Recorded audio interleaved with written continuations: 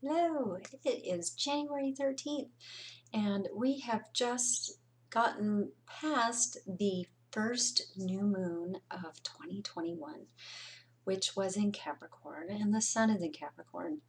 So it's an amazing day to set intentions because the new moon and the full moon energy is always the strongest 2 days prior and 2 days after, and new moon is actually more potent than the full moon, at least when it comes to beginnings. So I wanted to share with you what I typically do when it's a new moon cycle because it goes along with my intention to share it. So I wanted to first say that I look up what the current sun energy is and moon energy is. And then I make sure that I have a good idea of what herbs are best to work with with both of those energies, as well as stones if I feel like working with crystals or any kind of stones, as well as essential oils, because herbs and essential oils kind of go hand in hand. I could do like a tea if I feel like drinking a tea, if that calls to me, or I can diffuse essential oils or make a spray to purify my room because I don't always want to burn to purify. Sometimes I don't feel like having smoke all up in my face. I also can do sound energy. I have, ooh, those are loud, tingsha bells, and I will clear the space with those a lot of times to purify and to adjust the vibration in the room. Maybe if I did that, they wouldn't chinga chinga so much. So I will do that. Um, so those are some of my tricks. I'm getting more and more of different candles to burn different colors because different colored candles work with different intentions also. Even if it's just in your mind, if you are, I always call it, it's like Dumbo with his feather. You know, he could fly all along. But sometimes we use tools because it creates a tangible way to get all of our personal elements engaged, right? Because all of us have all the elements within us. We all have the fire, water, air, spirit, um, wood in Chinese medicine. That's an interesting element, which is interchangeable with air in like astrology. And I like to kind of play with all of those and integrate them more, which I can talk about in future videos if you'd like. With the new moon, white is a good thing to wear, as well as white candles for intentions. And you can have candles that have the specific herbs with the energy. You can get smaller ones and use essential oils with those candles, or you can diffuse them. You can create a spray with purified water of a few drops of different oils. Remember that essential oils are meant to be a whisper when you're doing spiritual work or any kind of healing. That's all you need. A little goes a long way. It's all about intention, kind of like anointing. And if you are familiar with anointing with oil in the Bible, talked a lot about that because that was an actual practice. And you can still anoint with oil if you want to and use a carrier oil. Jojoba is probably the most hypoallergenic oil because it's technically a wax. And you can put just a drop or two in some jojoba, unless olive oil for peace or something else is calling to you. A lot of people like coconut oil. I'm personally am allergic, so I won't be recommending it a lot just because I don't work with it. So I will give an example of what I do based on the Capricorn New Moon, what I did this time. So because it's Capricorn, it made me a little more logical, especially since it's the first one of the year. And that's another reason why we tend to feel driven to create goals and resolutions around the beginning of the year, because Capricorn energy kind of brings that work hard and get through what you've got to get through energy to get to your goals, whatever you got to do. They're hard workers and determined, and that's why sometimes we feel compelled to do that. But sticking with it is the hard part, especially as time goes by or we get discouraged and different energies shift and life happens and on and on and on. So what I thought I would do is kind of start breaking down, because I tend to be very obtuse about what I want. Sometimes I'm not really specific, and maybe that's because I'm afraid to go after what I want. And this is my personal 3-year, so I encourage you to look up what your personal year is. My life path is 11, so that means that it's a 3 for me this year.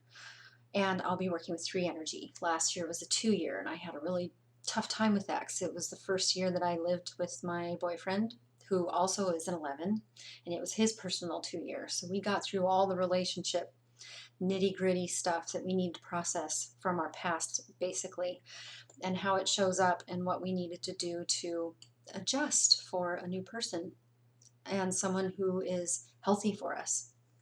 But that alone presents its challenges, which I will talk about in the future. So what I thought I should do for myself is write down what 3 general things I want the most long term, and not get overly specific about a time frame, because when I don't meet that time frame, I am hard on myself. So I wrote 3 things that I want to accomplish long term, and then I wrote 3 things that I'm looking to learn also. And with the 3 energy, it would be easier to work on the stuff I want to accomplish this year, because it's all about creativity, joy, it's expansive energy. It is an emotional number 2, so I will also be faced a lot with expressing my emotions and getting comfortable with my emotions. And so that means that I need to have a plan so that I push myself through uncomfortable emotions and do the work anyway if I want to get to these goals. I will share that 3 things I would like to learn that I feel excited about learning as if I'm learning them already. Herbalism, because I want to get certified, because I work with herbs all the time, and people come to me with questions all the time because I've been working with herbs my entire life. But there's so many contraindications involved with herbs. Taking a certain herb too often, or with certain medications, or with certain health issues if you're pregnant. And I studied a lot of it in when I was certified in aromatherapy, basic aromatherapy, not like a actual certified aromatherapist. And I also am wanting to become ordained non-denominationally, because I do a lot of spiritual guidance for people. And I also am interested in becoming a death doula in the more distant future. I have always wanted to work with people in hospice, and I think that if I had those different certifications, then I would be able to do that. And I have other trainings that would make me able to navigate that fairly well, I think. So those are some of my goals. So what do I do next? I will break those down more, especially things I'm looking to accomplish. So I will step by step. Every month I go to Felicia Bender's website. She has monthly horoscopes based on your personal year. I keep seeing a white thing float around on this side. I don't know if you see that, but tell me if I'm crazy. Oh, there's lint. Okay, well, that's lint for sure. I don't know. Anyway, I want to break down in a realistic way. So for January, for the life path, or not life path, but the personal year 3, this was a year of or a month of starting out, getting your ducks in a row, essentially. So making goals and plans, figuring out your finances so that they can support any goals that you're making towards your long-term goals. So that's what I'm doing now. And that's what I'm doing by doing this. It's a small step to push past my tendency of perfectionism, to put my messy, disorganized self out there so that it can reveal itself what it is I need to be discussing most, what you want to hear most from me. This is going to kind of just navigate the ebb and flow of who I am and all the changes that have come from my first video to now, and what direction to take it, because I know that I'm good at guiding people through shadow periods in their life and their shadow selves, but how to specifically market that and manage it and be practical in my unique way is what I need to figure out this year. So if I put my messy, disorganized self out there, maybe it'll organize me, give me a little more, instead of using it as an excuse to do nothing, because that's not good. So I talked about herbs, purification. I look to purification. I did get my DNA checked. I know that's controversial, but I did it because I don't care. And I have more Celtic and Nordic genes. That's where my ancestry is from. So I tend to research more of their ways of purification because I appreciate and like learning other cultures. But I'm so nervous about appropriating, even unintentionally, and that would go against my personal integrity, even if nobody knew, that I don't. I was taught how to do smudging, Native American smudging, but it just doesn't feel right. And if you feel an inner conflict on any level, then pull back and look for an alternative. You can always revisit it. It's not like you can't ever do it ever. It's up to you and your conscience, because that's the most important thing. And whatever you decide to do, just make sure you feel good about it. And if you don't feel good about it, take a step back, look for alternatives, look at something else you can do to replace that thing, and be realistic. So, Capricorn, make some measurable goals and break it down. Long term, what are you looking to have? What would you like to have accomplished by the end of the year? How can you get there month by month? What by each month? And start with just January, not February, but just January. What can I do in January? And look up what the energy specifically of January is offering you. And when you're ready, look up February and start planning there. And what did you get done in January and how can you move closer? Then break it down week by week. What can I get done during the week?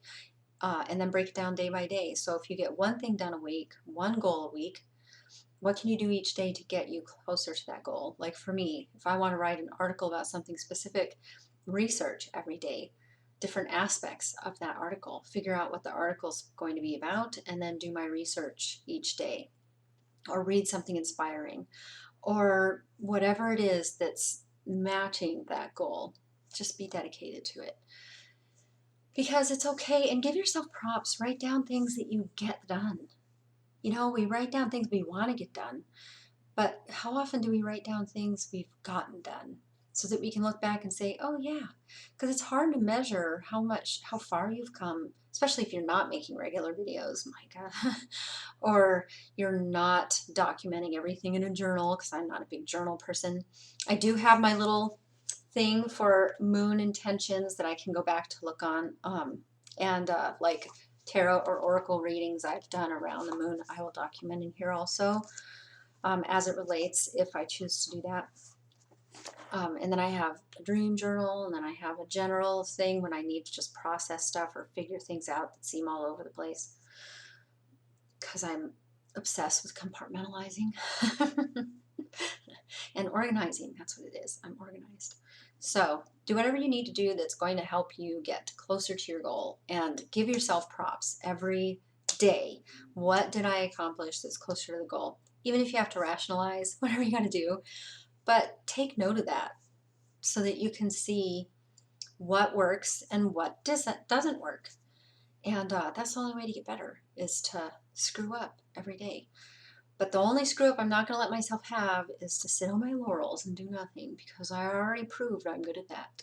So, with that said, I wish you all the new moon blessings, and I hope you have a healthy 2021 that gets you closer to your goals, if not accomplishing a goal that you imagine for yourself, or something even greater. Let's ask for what you want and more.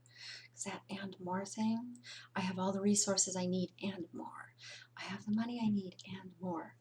And yeah, just for funsies. No pressure.